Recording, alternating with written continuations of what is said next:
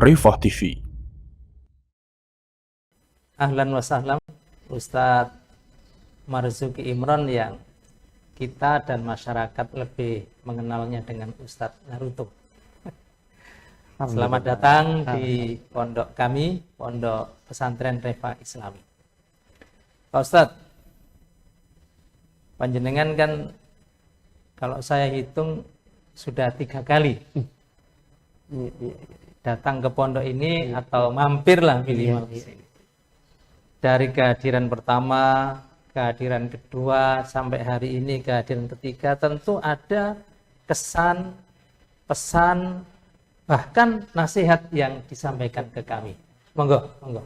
Baik, matur nuwun Ustaz Farid. Jadi alhamdulillah 3 kali. Yang pertama saya kesini, saya ingat saya bangunan yang di depan ini belum ada gitu kan ya.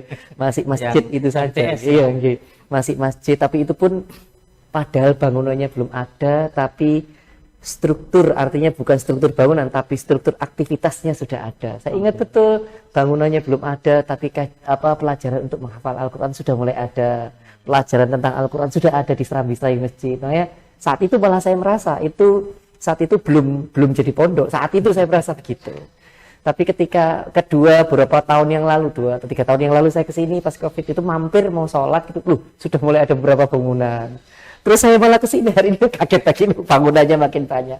Namun saya melihat yang berkembang bukan hanya bangunan, saya melihat ketika tadi berinteraksi dengan para santri, saya melihat yang berkembang bukan hanya bangunan, saya melihat ada kemajuan dari orang-orang yang ada di dalamnya, para santri yang biasanya anak-anak remaja ini kreativitasnya itu rada kelewat batas, kreativitasnya itu yang kadang di luar norma sopan santun. Tapi tadi saya melihat ketika saya bersinggungan, ketika ngobrol dan dialog dengan teman-teman santri, begitu luar biasa.